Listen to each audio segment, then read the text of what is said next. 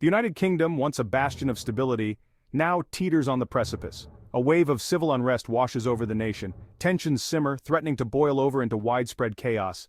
The very fabric of British society feels strained, stretched thin by a confluence of crises. From unchecked immigration to the creeping fear of extremism, the challenges are complex and deeply intertwined. The British people, once renowned for their stoicism, are now gripped by a sense of unease, a feeling that their nation is adrift, its future uncertain. Uncontrolled immigration has placed immense strain on public services and stoked social tensions. The specter of Islamist extremism casts a long shadow, a constant reminder of the ever-present threat of terrorism.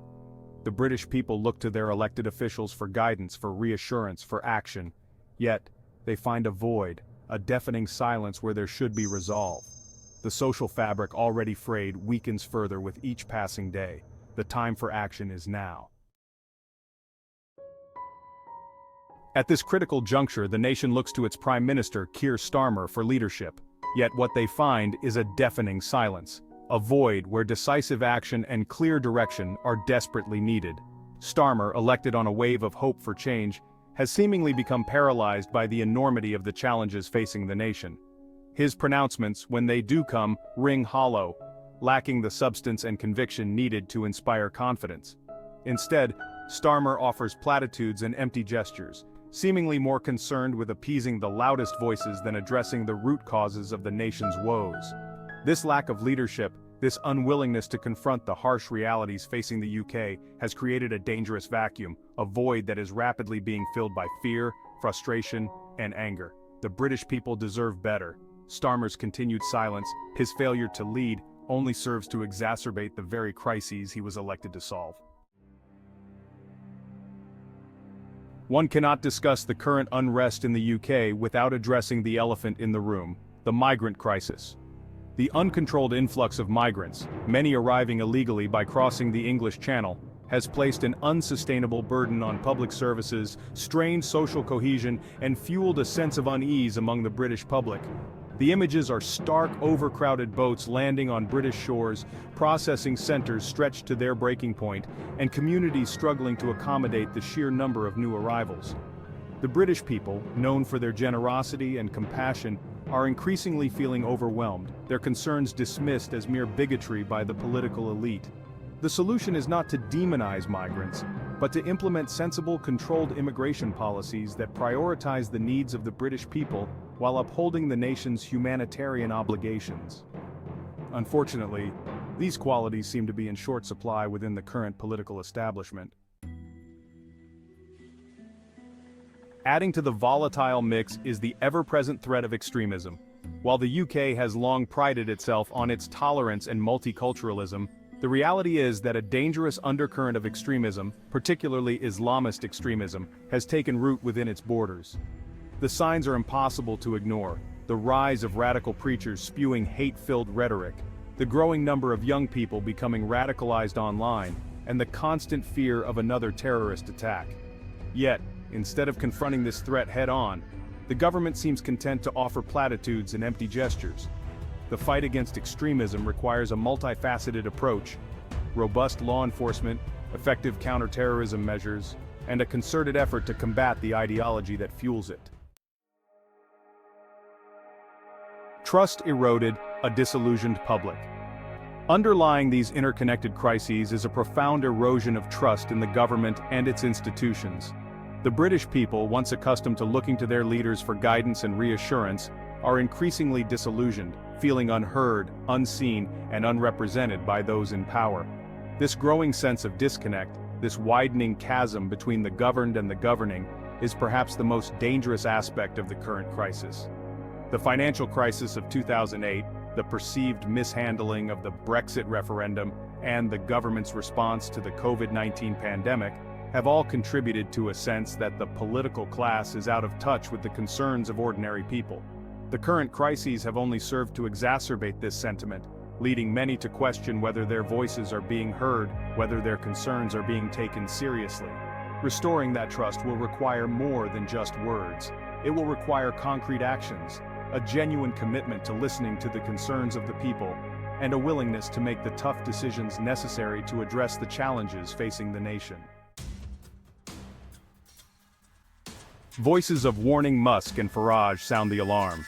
The gravity of the situation in the UK has not gone unnoticed by influential voices outside its borders. Elon Musk, the tech entrepreneur known for his often controversial pronouncements, recently warned of the potential for civil war in the UK if the current trajectory continues. Nigel Farage, the former leader of the UK Independence Party and a prominent voice in the Brexit movement, has also been vocal in his criticism of the government's handling of the migrant crisis and the broader social unrest. Farage, often dismissed by the establishment as a fringe figure, has a knack for tapping into the anxieties and frustrations of those who feel ignored by the political mainstream. Their warnings, however uncomfortable they may be to hear, serve as a stark reminder that the challenges facing the UK are real, they are serious, and they demand immediate attention.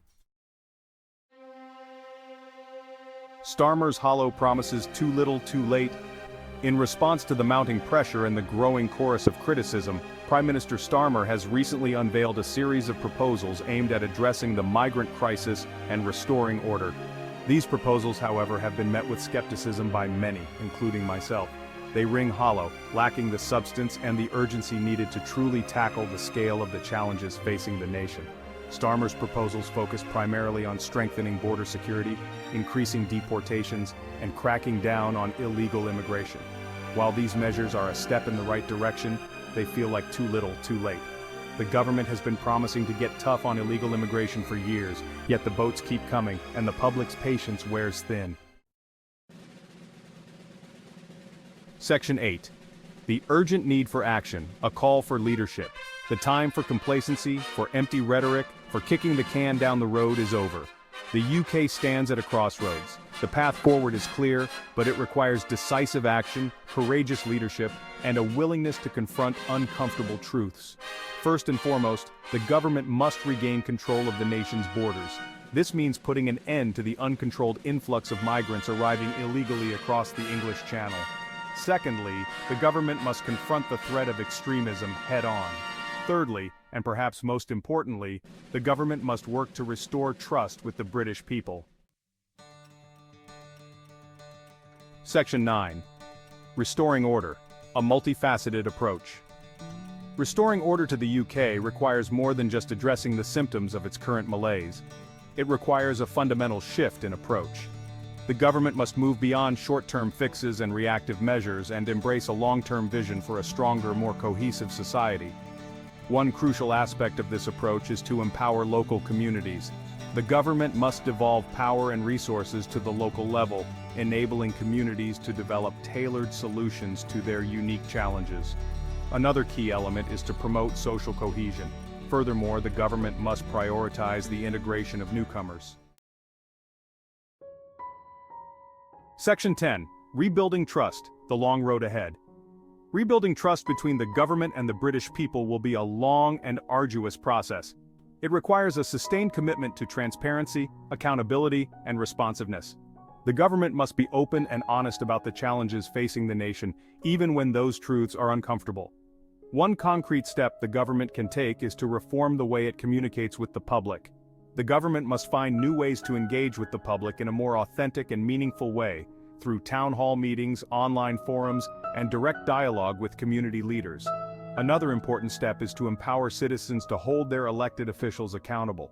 Ultimately, rebuilding trust is not just the responsibility of the government, it is a shared responsibility that requires the active participation of all citizens. Section 11. The time for complacency is over. The UK stands at a precipice. The challenges it faces are complex, interconnected, and deeply rooted. Yet amidst the uncertainty and the unease, there is also a flicker of hope. The British people, known for their resilience, their pragmatism, their unwavering belief in fairness and common sense, have faced difficult times before. They have weathered storms and emerged stronger. But this will require a collective awakening, a recognition that the time for complacency, for denial, for passing the buck is over. The time for action is now. The future of the UK depends on it.